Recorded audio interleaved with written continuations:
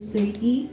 A tithe of everything from the land, whether grain from the soil or fruit from the trees, belong to the Lord.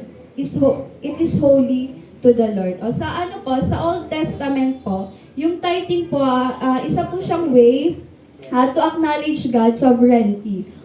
Ito pong yung pagbibigay po nila, ito po, isa po siya sa mga to support yung work po ng temple, ng priest, and sa community po. So sa atin po, kaya po tayo nagbibigay, kaya po tayo nagta-tithes, dahil una po, we acknowledge God's ownership. No? Lahat po ng meron tayo, is galing po yun sa Panginoon. No? So tayo po, as part of stewardship po natin, di ba? Binabalik lang po natin yung nararapat para po sa Panginoon. Pangalawa po, sabi po, na-mention po sa verse yung holy to the Lord. No? Ibig sabihin po, dedicated lang po siya entirely to God's purpose. No? Hindi po siya pwedeng gamitin sa ibang bagay. So yung mga tithes po natin, no, yung mga ika po natin po, ginagamit po natin siya, di ba, to support our church po, no, sa mission ng church. So sa atin po, yung tithing po natin, isang po siya, act of faith, no? So, yung mga binibigay po natin, yung mga portion po natin yun, dapat po, ibalik lang po natin yun sa Panginoon dahil nararapat lang po yun. Dahil lahat po ng meron tayo is galing po sa Kanya. And di ba, dapat lang po tayong magtiwala na God will provide, no? Lagi po natin po yung tatandaan sa ating pagbibigay po. At yung lahat po ng source, lahat po ng meron tayo, no? Yung mga talents po natin, yung mga resources po natin, is galing po yun sa Panginoon. Amen. So ayun po, kaya lagi lang po tayong magtitiwala at magbibigay po sa Panginoon. Sige po, tayo po yung manalangin. Yes, Lord God, hallelujah, Panginoon. Maraming salamat, Panginoon, sa umagang ito, Panginoon. Maraming salamat, Panginoon, at Ikaw ay tapat, Panginoon, at mabuti, Panginoon. Lord, maraming salamat, Panginoon, sa mga resources, Panginoon, sa mga talents, Panginoon, sa mga pagpapala na binibigay niyo po sa bawat isa. Panginoon, tinataas po namin ang aming mga handog, Panginoon, at naway maging mabangong handog ito, Panginoon, at magamit lamang po namin sa ikalalawang, Panginoon, ng iyong kaharian dito sa lupa, Panginoon. Lord, tulungan niyo po ang bawat isa na maging bukas palad, Panginoon, sa pagbibigay at maging tapat, Panginoon, sa pagbibigay. Maraming salamat, Panginoon. Ikaw po ang siyang maitaas at mapapurihan, Panginoon. Maraming salamat po. Ito na po ang aming dalangin sa pangalan ni Jesus. Amen.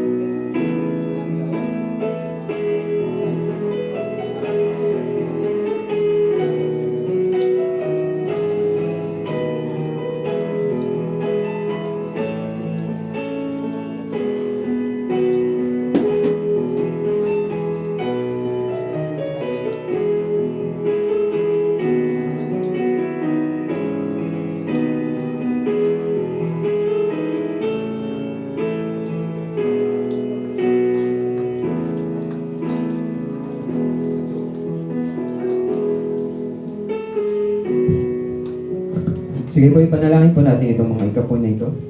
Panginoon, nagpapasalamat kami sa kakayahan na meron kami ng Diyos para makapagbigay sa kaharian mo, Panginoon. Tunay nga, Lord God, lahat ng nasa amin, Panginoon, ay galing sa iyo. Lahat ng meron kami, Panginoon, nagmumula sa iyo, Lord. Maging yung mga wala pa kami, Panginoon, manggagaling yun sa iyo, Diyos. Kaya, Panginoon, salamat, Lord God, sa puso ng bawat isa na buong pusong nananampalataya, Panginoon, na hindi, Lord God, sa pera ang aming kapayapaan, hindi sa kayamanan ng aming kapahingaan, kundi sa pagbibigay sa iyo, Panginoon, sa pagsunod sa iyong kautusan, Panginoon. Lord God, dalangin namin, Panginoon, sa patuloy namin pag-aaral ng iyong salita, patuloy niyo po kaming turuan, Panginoon. Ito po kami sa madalan, sa tanging pangalan namin, Panginoon Jesus. Amen. Sige po, magandang umaga po sa ating lahat. Dako po tayo sa pag-aaral po ng salita ng ating Panginoon. Pag-aaralan po natin ngayong umaga po ay yung pananampalataya ni Abraham. Sino po nakakilala dito kay Abraham? Amen. May hindi pa ba? The faith of Abraham. Tapos may pagbukas po kayo sa aklat po ng Genesis chapter 15 verse 6.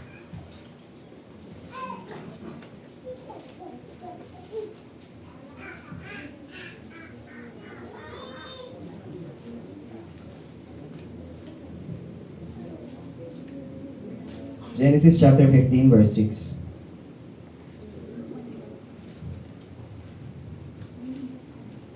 Si Abraham ay sumampalataya kay Yahweh at dahil dito siya ay itinuring ni Yahweh bilang isang taong matuwid. Si Abraham ay sumampalataya kay Yahweh at dahil dito siya ay itinuring ni Yahweh bilang isang taong matuwid. Panginoon, sa pag-aaral po namin yung salita sa umagang ito, Lord God, maunahan po nawa kami ng Banal na Espiritu, Panginoon. Maunawaan namin, Panginoon, ang katotohanan na nagmumula sa inyong pong salita. Tulungan niyo po ang bawat isa sa amin, Panginoon, na maunawaan, Panginoon, ng yaman ng iyong salita sa umagang ito. Sa ganon, hindi kami lalabas ng kagaya pa rin ng dati, Lord God. Hayaan mo, Panginoon, maitanim sa aming puso itong binhi na to, Lord God, at lumago ito, Panginoon. Sa ganon, tumatag kami sa aming mga pananampalataya. Maraming salamat po ito po kami sa madalag sa tayong pangalan ng Jesus. So, magandang umaga po muli sa ating lahat. Pag-aaralan po natin ngayong umaga po ay si Abraham. Kung may isang tao po sa Biblia na itinuturing na haligi ng pananampalataya o ama ng pananampalataya, walang iba po yun kundi si Abraham. Sa kasaysayan po ng mundo at pananampalataya, napakahalaga ng papel ni Abraham. Tatlong malalaking relihiyon po ang tumutukoy sa kanya bilang kanilang pinagmulan. Una po yung Judaism, yung mga Judaismo, yung mga Israel sa ngayon. Christianity, tayong mga Kristiyano, tinuturing natin si Abraham bilang ating pinagmulan. At sa mga Islam din po, sa mga Muslim, tinuturing nila si Abraham bilang pinagmulan nila sa pamamagitan ni Ishmael. Sa ating po mga Kristiyano, malinaw na sinasabi po ng kasulatan sa Roma chapter 4 verse 11 that Abraham is called the father of all them that believe. Lahat daw po ng sumampalataya ay tinawag na mga anak ni Abraham. So hindi lang po siya ama natin sa dugo, kundi siya po ay ama natin sa pananampalataya. At ang kanyang buhay po ay naging huwaran ng pagtitiwala sa Diyos kahit sa mga sitwasyon na hindi niya lubos na nauunawaan. Kung atin pong iisipin, si Abraham po ay isang ordinaryong tao lamang, kagaya lang ng katabi mo. Gaya natin. No? Meron siyang pamilya, may sarili siyang pamilya, meron din siyang sariling takot at may mga kahinaan din po siya. At minsan si Abraham nagkakamali rin siya sa mga desisyon niya sa kanyang buhay. Pero sa kabila po ng lahat, siya ay nakilala hindi sa kanyang kakayahan, hindi sa kanyang kagalingan o sa katalinuhan, hindi sa kanyang kayamanan, kundi sa kanyang pananampalataya sa Diyos. Kayo po ba? Sa inyo po gusto makilala ka? Anong gusto mong pagkakakilala sa iyo? Gusto mo ba makilala ka ayon sa iyong pananampalataya? Ang tanong sa atin ngayong umaga po, anong naging dahilan bakit siya tinawag na ama ng pananampalataya? Bakit siya yung father of faith? No? Si Abraham, bakit siya? Anong nakita ng Diyos sa kanyang pananampalataya na siya'y naging huwaran ng bawat isa sa atin? So sa ating pag-aaral po ngayong umaga, sisilipin natin yung ilang mahalagang aspeto sa kanyang buhay at mula rito matututunan po natin kung anong uri ng pananampalatayang hinahanap ng Diyos sa bawat isa sa atin. Meron po bang pananampalataya ang lahat? Tingnan natin kung anong klaseng pananampalataya hanap ng Diyos at anong klaseng pananampalataya meron po tayo ngayon. Ang pananampalataya po na hinahanap ng Diyos ay ang pananampalatayang totoo. Tingnan natin dito sa buhay ni Abraham. Si Abraham po ay hindi lamang kwento ng nakaraan, kundi paalala para sa ating lahat kung paano mamuhay na nagtitiwala sa Diyos sa araw-araw. Nagtitiwala ba tayo sa Panginoon araw-araw? Kahit wala lang tayo makain. Amen. Una pong punto makikita natin, Abraham's faith was based on revelation. Yung pananampalataya ni Abraham, nakabase siya sa pahayag ng ating Panginoon. At pag sinabing pahayag ng Panginoon, ito po ay literal. Kasi ang ating Panginoong Yahweh nagpapakita kay Abraham. Isang katotohanan po bakit ganun na lang yung pananampalataya ni Abraham. Una po, God revealed Himself to Abraham. God revealed Himself to Abraham. Pinakilala ng ating Panginoon kung sino siya mismo, literal, kay Abraham. Nakikipag-usap siya kay Abraham, nakikita siya ni Abraham. Ganun lang naman sila ka-close. No? So bago si Abraham maging isang ama ng pananampalataya, wala siyang idea kung sino ang tunay na Diyos. Siya po ay siya po ay nakatira sa Ur of the Chaldees, isa pong lugar na kilala sa idolatry. Pag sinabi pong idolatry ay pag sumasamba sila sa iba't ibang mga Diyos-Diyos yan. Ibig sabihin, hindi niya kilala kung sino ang tunay na Diyos. Hindi niya kilala si Yahweh. Pero tinawag siya ng Diyos.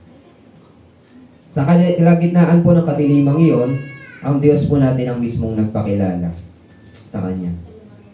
Very personal ang ating Panginoon noon pa man hanggang ngayon. So makikita natin dito, meron akong 4 na punto. Yun sa Ur of the Chaldees, tinawag po siya ng Diyos. Pwede nyo isulat yung mga verse na yan para ma-check nyo po. Makita nyo kung mababasa nyo. Acts chapter 7 verse 2 to 4. So mabasa natin diyan, hindi po si Abraham ang humanap sa Diyos, kundi ang Diyos ang tumawag sa kanya. Pinakita po nito na ang pananampalataya ay nagsisimula sa revelation mula sa Diyos. Hindi po ito sa ating sariling pag-iisip o paghahanap. Wala pong sino man sa atin ang may kakayahang lumapit sa Diyos. Wala pong may isa sa atin ang may kakayahang manampalataya sa Diyos unless ang Diyos ang tumawag sa atin. Dito po nagpakita ang Panginoon sa kanya nung siya ay nasa Mesopotamia pa lamang. Nagpakita na sa kanya ng ating Panginoon. Pangalawa, yung sa Haran. Dito po siya binigyan ng pangako. Sino po nakakaalam ng pangakong binigay sa kanya ng Panginoon? Pagyayamanin ba siya? Pangako sa kanya ng Panginoon, pararamihin yung lahi niya. No? Kasing dami ng buhangin sa dagat. Mga bituin sa langit. No? Ganun karami lang naman. Ganun lang naman. Kasama na tayo doon. Ito po yung tagpo kung saan nangako ang Diyos sa kanya na pararamihin ng lahi niya. Tapos sinama niya dito si Lot, ng kanyang pamangkin, at si Sarai na kanya asawa.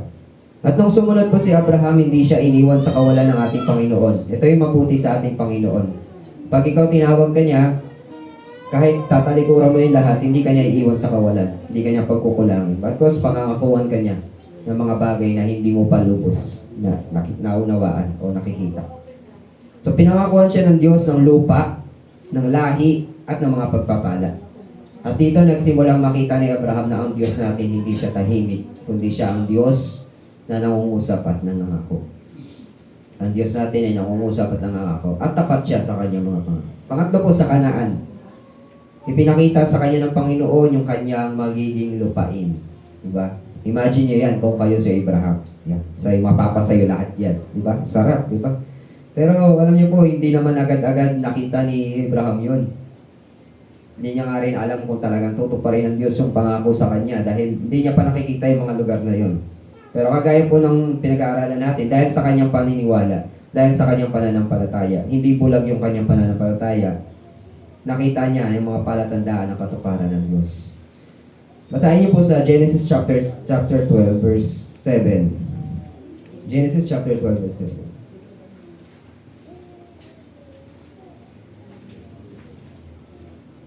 Nagpakita kay Abraham si Yahweh na nagsabi sa kanya, itong lupa yung ibibigay ko sa iyong lahi. At nagtayo si Abraham ng altar para kay Yahweh na nagpakita sa kanya. Nagpapakita sa kanya ang ating Panginoon. So paulit-ulit na nakikita natin, God appeared and spoke to him. Nagpapakita at nangungusap sa kanya ating Panginoon. Sa iba't ibang yugto po ng buhay ni Abraham sa gitna ng pagsubok, sa oras ng pangako, sa panahon ng pag-aalinlangan ng Diyos ay nagpapakita at muling nagsasalita.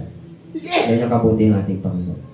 May pagsubok ka, may pag-aalinlangan ka, kaya hayaan niyo po na mag-usap sa atin ng Panginoon. Ang kanyang pananampalataya ay patuloy na lumago dahil ang Diyos ay patuloy na nagre-reveal ng kanyang sarili. Tapos habang inaaral ko to, tinatanong ko, bakit si Abraham? Bakit siya yung pinili? Tatlo kasi sila magkakapatid. Bakit siya pinili hindi dun sa isa sa dalawa? Mas banal ba siya? Pero hindi po. Pinili siya ng Diyos according sa sovereign will ng Panginoon. At sa pangalan niya palang meron ng prophetic sign na makikita tayo. Ang ibig sabihin po ng pangalan ni Abraham, sa unang pangalan niya is Abram lang, walang H-A, Abram lang. Ang ibig sabihin po ay exalted father. Exalted father. Tapos binago ng Panginoon yung kanyang pangalan, ginawang Abraham. Na ang ibig sabihin po ay the father of a multitude. The father of a multitude. Ama ng marami, karamihan. So dati po siyang pagano, pero pinili siya ng Diyos para sa kanyang magandang plano. Tanongin mo yung katabi mo, pinili ka ba ng Diyos?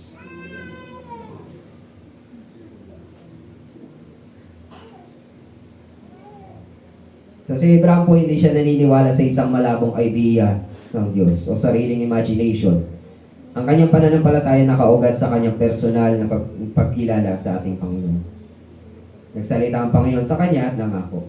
Kaya masasabi natin, his faith was not based on blind hope, but on divine revelation. Ganito rin po dapat ang ating pananampalataya ngayon. Ang pananampalataya daw po natin ay hindi dapat nakabase sa haka-haka, sa pakiramdam lamang. Dapat ito ay nakasalalay sa salita ng Diyos, ang banal na kasulatan. Kung saan nagpakilala ang ating Diyos na malinaw kung sino siya, kung paano nag-reveal ang Diyos kay Abraham, ganun din po, nire-reveal ang Panginoon sa atin ang kanyang sarili sa pamamagitan ng kanyang pong salita. Sa pamamagitan ng ating Panginoong Jesucristo. Kaya anong response natin o anong matututunan natin dito na ang pananampalataya ni Abraham ay base sa divine revelation ng Panginoon. Pangalawang punto po, our faith must also be Our faith must also be based on revelation. Kung paanong ang pananampalataya ni Abraham ay nakabase sa pagpapahayag sa kanya ng Panginoon, dapat ganun din po tayo, bawat isa sa atin. Brian, sa kanya nagpapakita talaga si Lord, nagpapakita talaga sa kanya ang Panginoon, sa akin hindi naman. Marunong naman po ba magbasa lahat? Nandito po, dito po natin makikita ang Panginoon. Dito natin marinig yung kanyang kapahayagan. Nandito po yung divine revelation ng Panginoon. Nandito lahat. Hebrews chapter 1, verse 1 and 2. Hindi na po natin kailangan marinig yung tinig ng Diyos na anak, kaliwa, hindi, kanan, diretso. Hindi na po natin kailangan marinig yun. Nandito na po ang lahat ng kapahayagan ng ating Panginoon. Bubuklatin na lang natin, babasahin na lang natin. Kung gusto natin lumago ang ating pananampalataya, kagaya po kay Abraham, nasa salita po ng Diyos natin makikita yun. Hindi po sapat na sabihin natin na meron tayong pananampalataya dahil ang tunay na pananampalataya ay hindi nakabase sa damdamin, sa tradisyon o sa opinyon ng tao. Ito ay dapat nakaugat sa salita ng Diyos. Sabihin mo sa katabi mo, dapat nakaugat yan sa salita ng Diyos. Romans chapter 10 verse 17, faith comes from hearing, o by hearing and hearing by the word of God. Pananampalataya daw po ay sa pakikinig ng salita ng Diyos. Dito po malinaw na ang Biblia, itinuturo ng Biblia na ang pananampalataya natin, hindi ito basta-basta sumisibol. Ito po, ito ay hindi galing sa ating sariling kalooban. Ang pananampalataya ng bawat isa sa atin, nakukuha natin sa salita ng Diyos. Bunga po ng pakikinig at pagsunod sa ipinapahayag sa atin ng salita ng Diyos. Kaya ang tanong sa atin, nakikinig pa ba tayo pag may kapahayagan ng ating Panginoon? Kung hindi po tayo nagbababad sa salita ng Diyos, paano po lalaki ang ating pananampalataya? Kagaya po ng isang tao, para siya ay lumakas, kailangan niyang kumain ng tamang pagkain araw-araw. Kagaya ni Ate Mindaw, nakain siya. Para mas lumakas yung kanyang katawan. Ganun din po yung ating spiritual na buhay. Kung kulang tayo sa pagkain ng salita ng Diyos, magiging mahina ang ating kaluluwa. Ang katotohanan po na nakakalungkot ngayon sa panahon natin, mas nakatutok tayo sa social media kaysa sa Biblia. Mas kabisado natin yung latest trend kaysa sa pangako ng Diyos. Mas excited tayo mag-scroll ng feed kaysa magbukas ng Bible. Mas gusto natin pag-usapan yung buhay ng iba kaysa pag-aralan yung buhay ng Panginoong Yesus, di ba? Tapos di mo pa makita sa Bible studies. Paano tayo lalago sa ating pananampalataya? Kapag dumating yung tukso, problema, tataka tayo bakit tayo natatalo. Ang dahilan po ay simple. Mahina ang faith mo dahil mahina ang exposure natin sa salita ng Diyos. Nagdi-deserve ba tayo na magkaroon ng pananampalataya kagaya ng kay Abraham? Hindi po siya yes or no question. Malalaman po natin yung sagot kung gaano natin pinapahalaga ng revelation ng Diyos sa kanyang salita. Kung gusto po natin ng matatag na pananampalataya, hindi po ito biglaan o dahil sa emosyon. Hindi po ito makukuha sa pa-attend lang. Kailangan po natin ng disiplina. Sabi mo sa katabi mo, kailangan mong disiplina. Anong disiplina yun, Bray? Yung araw-araw po na pagbababad sa salita ng Diyos. Araw-araw na pagbabasa ng Biblia at puspusang pakikinig at paglalapat ng salita ng Diyos sa ating buhay. Katulad po ni Abraham, di ba? Paulit-ulit pinakita sa kanya ng Diyos yung kanyang sarili.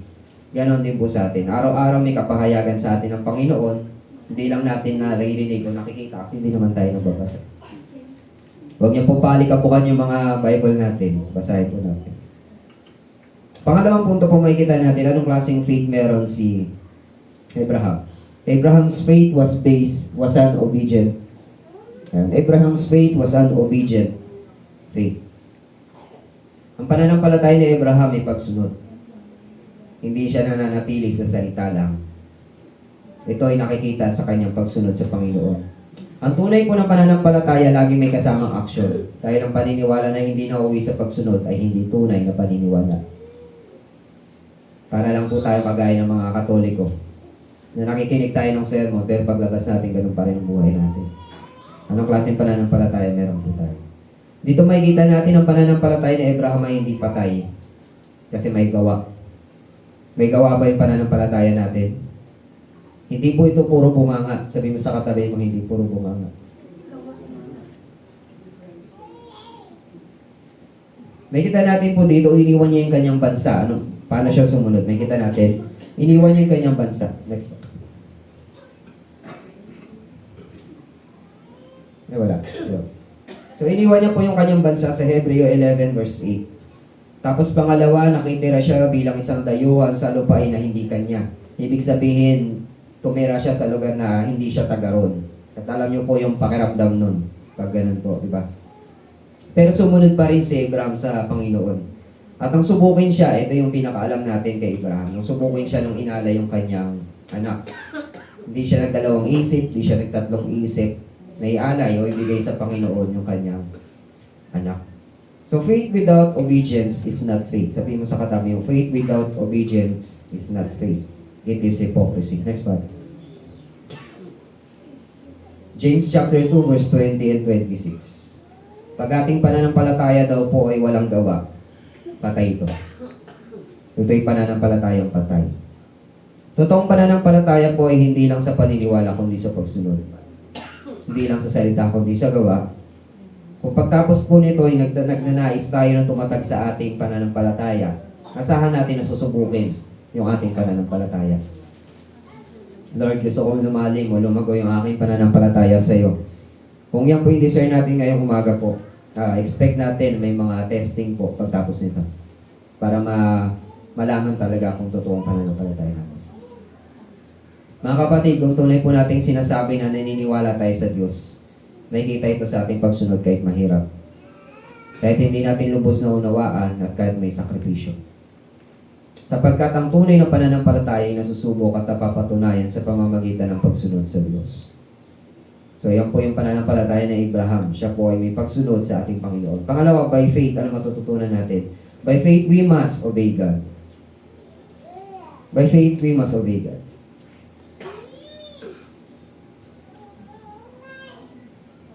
True faith is proven by obedience. Sabi ng Roma chapter 1 verse 5, tayo po ay tinawag sa obedience of faith.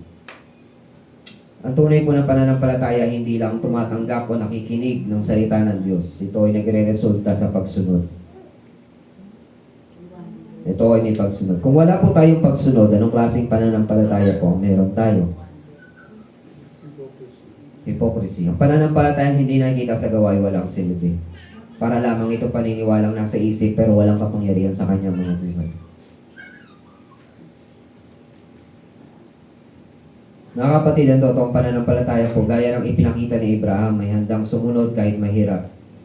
Handang sumunod kahit masakit, kahit hindi mo lubos na intindihan yung nangyayari. At sa totoo lang po, dito sinusukat ang ating pananampalataya.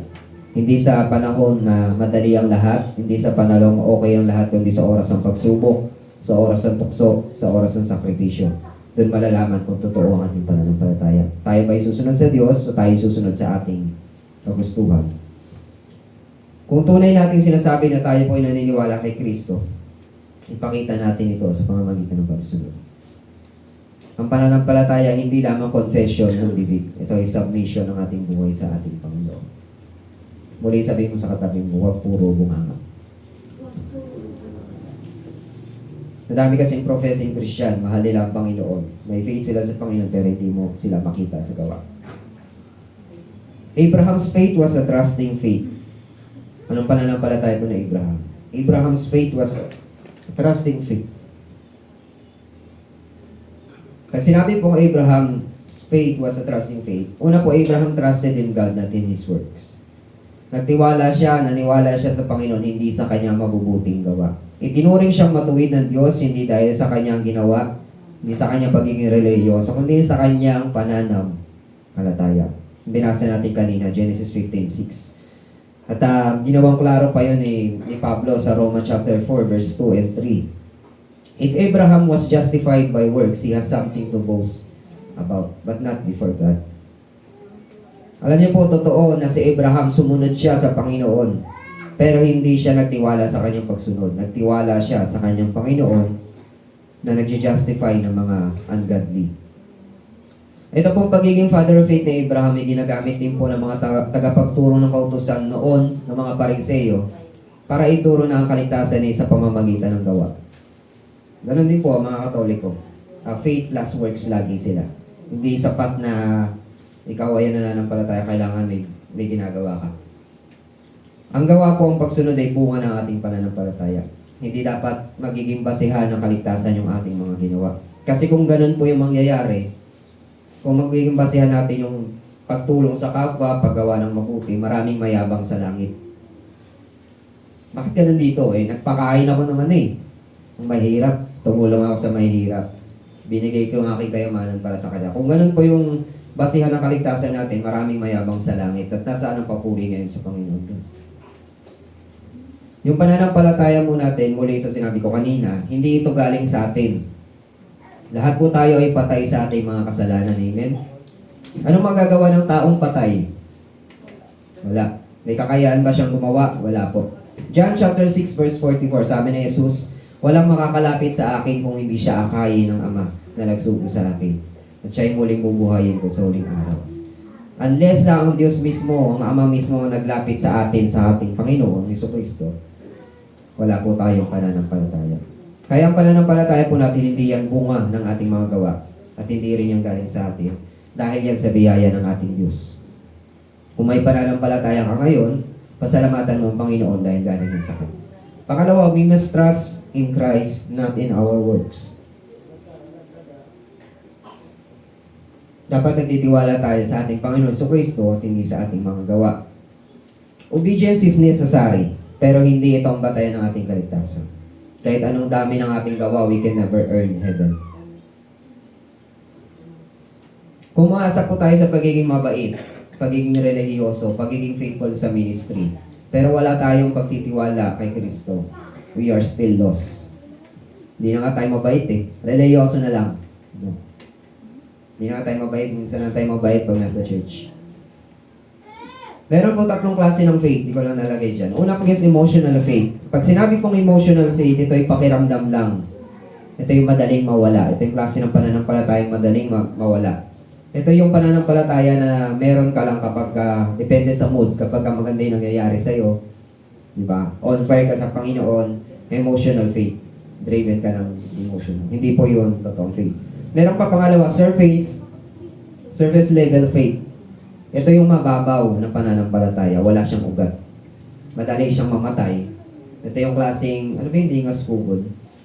Sa umpisa lang magaling. Tama ba? Shortly. Sa umpisa lang magaling at may panahong on fire lang siya. Pero hanggang doon lang. Pagdating ng pagsubok, wala na, naanod na siya. Ang pangatlo po, saving faith. Ito yung totoong pananampalataya na galing sa Diyos at nakatayo kay Kristo. Ito yung pananampalatayang may bunga at papatuloy hanggang wakas. Anong klaseng pananampalataya meron tayo? Emotional, surface level, o saving faith? Muli po, ang saving faith may bunga. True saving faith is not about trusting your obedience. It is trusting in Christ alone. At ang tiwala po na yun na nagtutulak sa atin para sumunod. Pang-apat at panghuli po. Bilis ba? Abraham's faith was a growing faith. Si Abraham, yung kanyang pananampalataya, hindi na natiling stagnant. Kanyang pananampalataya ay lumago. Lumago sa haba ng panahon. Lumago sa pamamagitan ng mga pagsubok, testing. Ang pananampalataya po na Abraham nung simula pa lang hindi siya perfect. Katulad natin siya nung tayo pa nagsisimula. Marami siyang pagkukulang, marami siyang kahinaan. Ito may mga samples po ko dito nung natakot siya at nagsinungaling siya para kay Sarah. Ay, wala? Ano ba? Ayan. Yung kay Abimelech. Natakot siya at pinagsinungaling niya si Sarah dahil sa takot niya sa hari. Sinabi niya kapatid niya si Sarah kahit asawa niya ito para protektahan siya o hindi siya patayin. No? Pangalawa yung naghintay siya ng anak pero nagduda siya pumasok kay Hagar. Kaya po pinanganak si Ishmael na pinagmulan po ng mga Islam. Akala nila yun yung paraan ng Diyos para sila ay magkaanak. Sinipingan niya yung kanyang katulong, si Hagar, kanyang alipin. Tapos nagkaanak, pero hindi pala yun yung pinili ng Diyos. Iba pala yung gagawin ng Panginoon. So nadapa din siya sa area na yan. Pangatlo, nagtanong pa siya sa Diyos kung paano sila magkakaroon ng anak. Nagduda pa rin siya. Meron pa rin siyang pag-aalinlangan sa kanyang pananampalataya. Nagtatanong pa rin siya sa Lord kung posible bang matupad yung pangako ng Diyos kasi matanda na sila. Ngunit sa kabila po ng kahinaan sa kanyang pagdududa, God patiently strengthened his faith. Ito yung mabuti sa ating Panginoon. Kaya sa simula, nagsisimula tayo, mahina yung ating pananampalataya, marami tayong pagdududa. Pero ang ating Diyos, He is patiently strengthens our faith. Hindi tayo iniiwan ng Diyos sa ating mga pagdududa. Unti-unti sa pamamagitan ng paulit-ulit, nagpapakita ng pangako, hinuhubog ng Diyos ang kanyang pananampalataya. Tayo din naman, di ba, nung una tayo attend dito, hindi naman agad paglabas natin, mabait na tayo eh. Iba nga, struggle pa rin sa pagmumura, struggle pa rin sa ibang kasalanan. Pero hindi po ibig sabihin nun dapat manatili tayo doon. Dapat hangarin din natin mawala sa atin yung mga ganung bagay para makita natin yung paglago at pagkilos ng Diyos sa atin. Dati, ang sama-sama mo mag-isip sa kapwa mo, pero dahil dumadalo ka na ng gawain ng Panginoon, napaparangalan ka na, napapangaralan ka na ng salita ng Diyos, unti-unti nagbabago na yung ugali mo. Ano may katabi mo? Tingnan mo na lang pala. Siyempre, sasabihin niyan, meron eh, pag tinanong mo kami pagbabago. Mga kapatid, hindi po hinahanap ng Diyos ang ating perpektong pananampalataya, kundi totoong pananampalataya. Hindi hinahanap ng Diyos yung perpektong pananampalataya. Wala namang ganun eh. Ang hinahanap ng Diyos ay totoo. Yung nananatili hanggang dulo. Romans 4:20, He did not waver at the promise of God through unbelief, but was strengthened in faith, giving glory to God. Sa kalaunan po, umabot siya sa puntong galap siya ng tiwala sa Diyos. O, nadapa siya, nagduda siya, pero hindi po yun yung sukdulan ng kanyang pananampalataya. Nakakamangha po nung kanyang inalay si Isaac. Sabi ng Hebreo chapter 11 verse 17 to 19, kaya pala niya willingly binibigay si Isaac sa Panginoon nung sabing kakatayin niya si Isaac, ang kanyang anak. Kasi ang kanyang pananampalataya, kayang buhayin ng Diyos muli si Isaac. Ganong klaseng pananampalataya meron si Abraham. Kahit patayin ko ang anak ko, alam ko bubuhayin siya ng Diyos. Wala siyang takot, wala siyang pagdududa. Matibay yung kanyang pagtitiwala sa Diyos. Kasi alam niya yung Diyos na yun ay nagbibigay ng buhay. Pangalawa po, we must grow in faith. Sabi mo sa katabi mo, encourage mo siya, we must grow in faith. Diba? Kailangan natin lumago sa ating pong mga pananampalataya. Hindi po dapat tayo manatiling static. Hindi ito yung klaseng pananampalataya na kung ano ka dati, yung pa rin hanggang ngayon. Kung hindi po tayo intentional na lumalago sa salita ng Panginoon, sa panalangin, sa pagsunod, nananatili tayong mahina at bata sa ating pananampalataya. Ilang taon na po tayong nananampalataya sa Panginoon? Ako, matagal-tagal na. Kayo po? Ilang taon na? Dapat kung meron na tayong bunga, meron na tayong pagbabago. Dapat meron tayong paglago. Tingnan po natin yung mga apostol, yung disciple ni Jesus. Noong una sila po ay mahihina, madaling matakot, madalas magduda. Kaya nung dinakip si Jesus, di ba, nagtakbuhan sila, nagkalat sila. Walang gustong umamin na kasama nila si Jesus. Pero pagtapos silang maranasan yung muling pagkabuhay ng Panginoon, di ba? Bumaba yung kapangyarihan ng Espiritu Santo sa kanila, naging matapang sila at matibay na saksi hanggang sa huli. Binabalatan sila ng buhay, pinupugutan, hindi nila dininay si Jesus. Bakit? Nag-grow yung kanilang pananampalataya. Lumago sila sa kanilang pagtitiwala sa Panginoon. Maging yung mga Thessalonica, mga taga-Thessalonica, pinuri ni Paul dahil sa kanilang faith is growing exceedingly. Yung mga taga-Thessalonica, yung church po na to, hindi sila nanatili sa dati, kundi patuloy na lumalago ang kanilang pananampalataya sa kabila ng mga pagsubok at pag-uusig. Kahit sino pong pastor, ito yung mapupuring talaga kapag nakikita mo yung bawat isa na member mo, kung nananampalataya ay lumalago sa kanilang pananampalataya. O yun po yung desire din ni Paul. At lalo nung yun ang desire sa atin ng Panginoon, na bawat isa sa atin lumago tayo sa ating pananampalataya. Ang pananampalataya ba natin ngayon ay lumalalim o nananatiling baby? Naapektuhan ba ng salita ng Diyos? Ito, gawin natin checklist to. Paano natin malalaman kung yung ating pananampalataya ay lumalalim? Pagdating sa ating mga desisyon, naapektuhan ba ito ng salita ng Diyos? O mas gusto natin yung opinion ng ibang tao na mas magaling dun sa area na yun? Pangalawa, natututo ba tayo magtiwala sa Diyos kahit mahirap ang sitwasyon? Yes, oo. O katulad ka pa rin ng dati. Madaling matakot, madaling magduda, at madaling bumitaw. Nagkatampuhan lang sa church, hindi mo na makita. Mali po, mayroon tayong emotional faith, mayroon tayong surface level faith at saving faith. Anong klaseng pananampalataya meron tayo? Tulad po ni Abraham, hindi perfecto ang kanyang faith, nais ng Diyos na tayo po ay lumago. Sa pamamagitan po ng pagsubok, pagtitiis at patuloy na pakikinig at pagsunod sa kanyang salita. Huwag po tayong manatiling mga bata. Natatanda na tayo. Yung mga edad na tayo. Nawa po sa ating pananampalataya, lumago din po tayo. Tumanda rin tayo.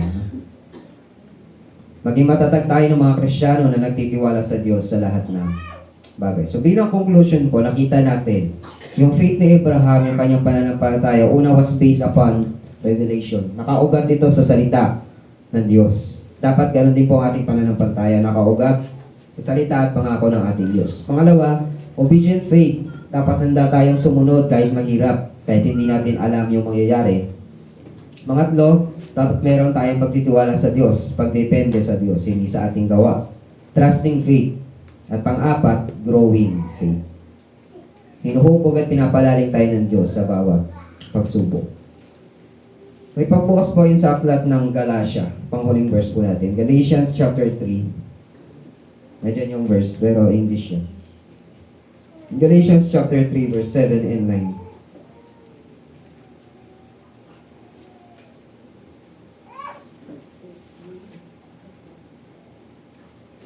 Verse 7 and 9 po.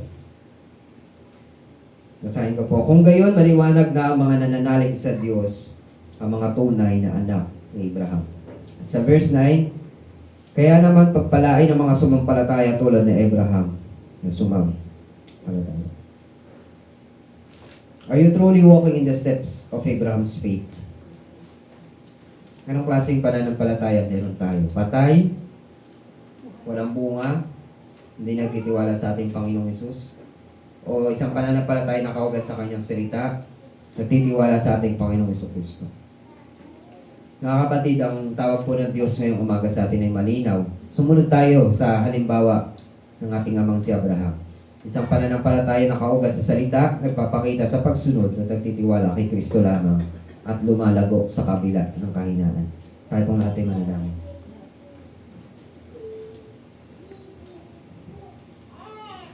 Aminin natin sa Panginoon sa umagang ito yung ating kakulangan sa ating mga personal na pananampalataya. Kung ikaw yung sa tingin mo ay kulang pa, hindi ka pa malalim, I-desire natin mismo sa Panginoon. Sabihin natin, Lord, gusto ko pang mas makilala ka. Gusto ko pang mas maranasan ka, Lord. Lord, gusto ko maging totoo sa aking pananampalataya. Kasi kung nakikinig lang ako ng salita mo pero hindi ako sumusunod, Lord, niloloko ko yung sarili ko. Kung nagde-desire tayo na gusto natin talaga na sumunod sa ating Panginoon, isuko natin ang ating mga buhay sa Kanya sa mga ganito. Bigyan ko po kayo ng time para tayo mismo yung humanap at mag-seek sa ating Panginoon. Let us ask God for His mercy and grace.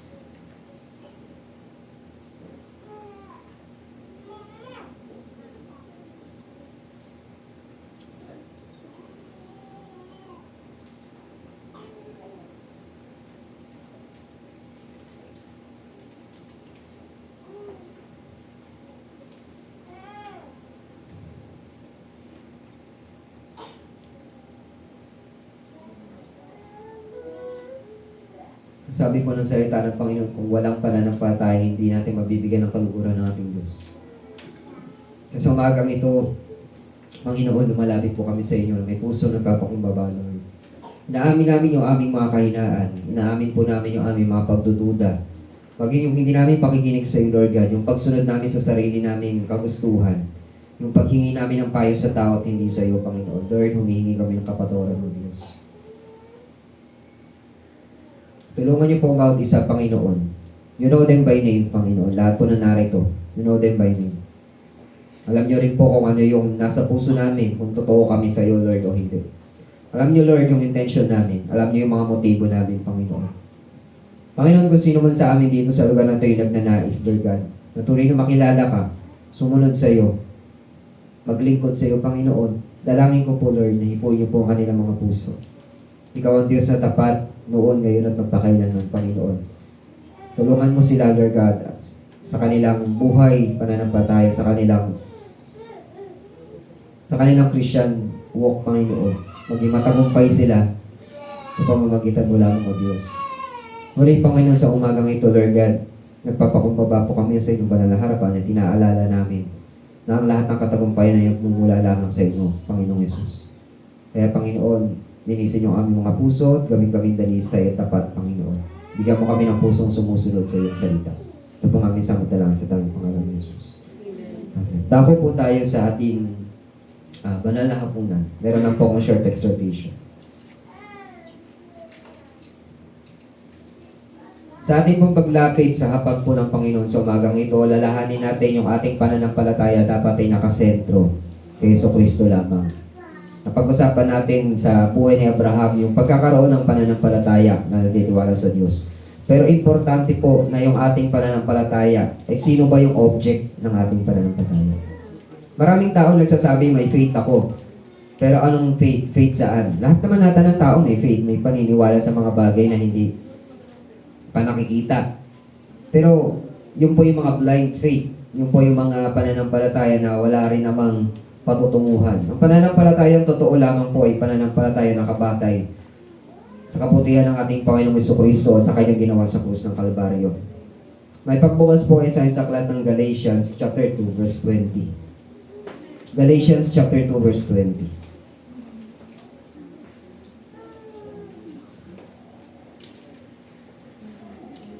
Galatians chapter 2 verse 20. Ito pa yung dapat klaseng pananampalataya meron tayo. Kaya nga hindi na ako nabubuhay ngayon, kundi si Kristo na ang nabubuhay sa akin. At ang buhay ko ngayon sa katawan ay kinabubuhay ko sa pamamagitan ng pananampalataya sa anak ng Diyos na nagmahal sa akin at naghandog ng kanyang sarili para sa akin. Pwede natin siyang basahin tapos gawin natin personal. Sarilihin natin. Kaya hindi na ako nabubuhay ngayon, kundi si Kristo na ang nabubuhay sa akin. At ang buhay ko ngayon sa katawan ay kinabubuhay ko sa pamamagitan ng pananampalataya sa anak ng Diyos na nagmahal sa akin at naghandog ng kanyang sarili para sa akin.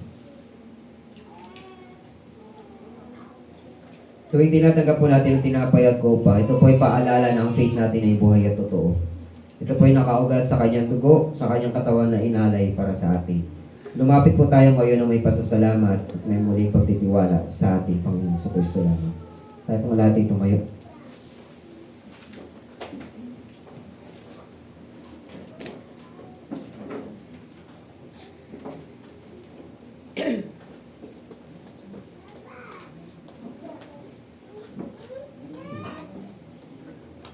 Panalangin po natin itong mga elements na ito. Panginoon, nagpapasalamat kami, Lord, sa iyong dugo, sa iyong katawan, Panginoon, na bayugay sa krus ng Kalbaryo. Pagpalain yung mga elements na ito, Panginoon, sa ibig pagpapala sa amin, Lord. Sa pangalan ni Jesus.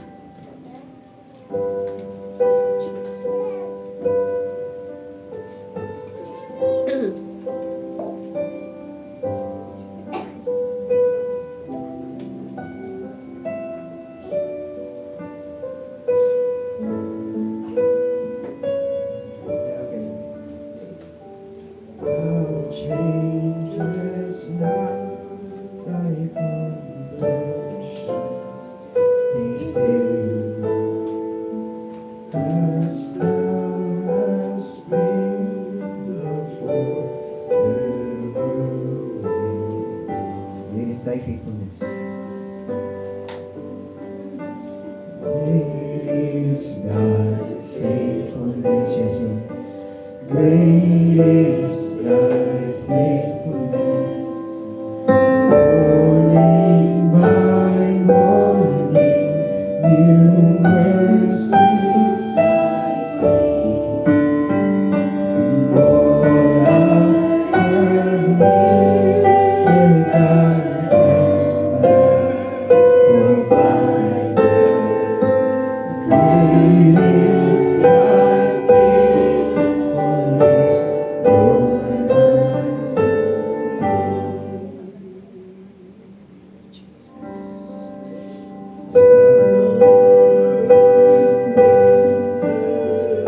Springtime and harvest, sun, moon, and stars.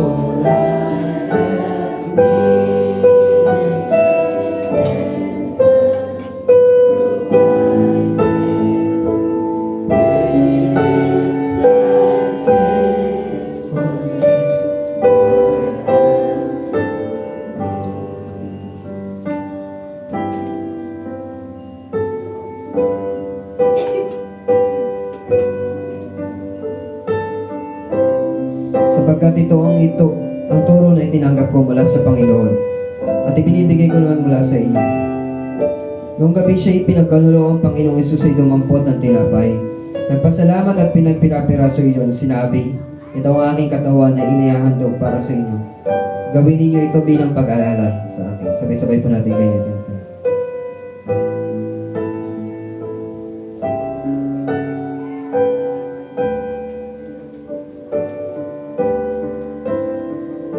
Taas po natin ang kopa. Sapagkat matapos magapunan, dumampot din siya ng kopa at sinabi, ang kopang ito ang bagong tipan na pinagtitibay ng aking dugo. Tuwing iinumin ninyo ito, gawin ninyo bilang pag-alala sa akin. Sabay-sabay po natin.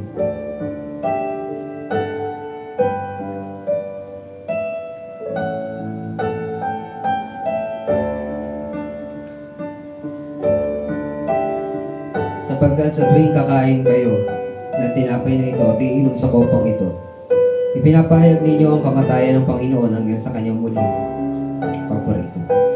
Panginoon, napapasalamat kami sa umagang ito. Salamat sa banal na hapunan at salamat sa pag-iimbita sa bawat isa sa amin, Lord God, na makiisa, Panginoon, sa gawain ito, Lord. Patuloy po namin dalangin, Lord God, na ang pananampalatayang ito ay hindi manatiling patay, bagkus manatiling, Lord God, na buhay, nakaugat sa iyong salita, nakaugat sa iyong pangako, Panginoon, sa ginawa mo sa krus ng Kalbaryo. Muli namin inaalala ang katapatan mo sa aming mga buhay, Lord God.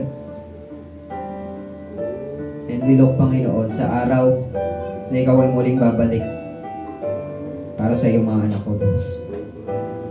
Sa iyong kapurihan, Lord, sa inyong pong pagsama. Manatili po tayo nakatayo. At ating pong ipanalangin yung ating kapatid na si Nanay Gina na magkakaroon ng operation para bukas. Sama-sama tayong manalangin. Ilapit natin siya sa ating Panginoon sa umagang ito. Hallelujah. Panginoon, sa umagang ito, naalala namin yung kapatid namin si Nanay Gina, Lord. Lord, hindi malinaw sa bawat isa sa amin ano yung kalagayan niya ngayon, Panginoon. Pero ikaw ang Diyos na nakakabatid.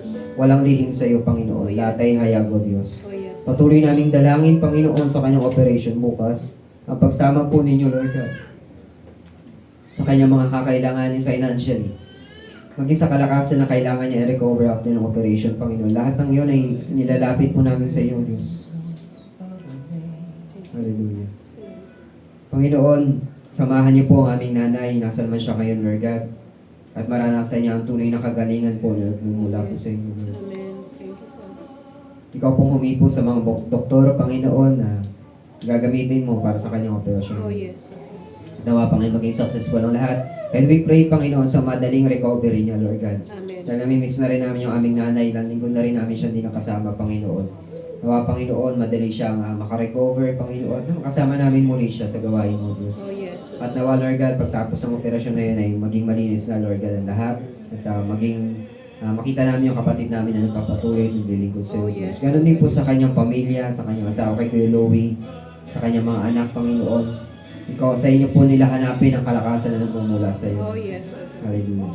Nasaan man si Nanay Gina, dalangin namin ang kanyang kagalingan sa pangalan ng Jesus, Panginoon. Amen. Muli, Panginoon, sa umagang ito, salamat, Lord God, sa inyong po katuruan sa amin. Itago niyo po sa aming mga puso ang binti na ito, Lord God.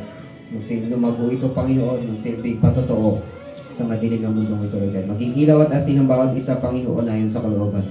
Purihin ka sa iyong po papuri pasasalam sa tanging pangalan ng Panginoon. Sa labi mong sabi ng Amen. Sige po, makakapo muna tayo.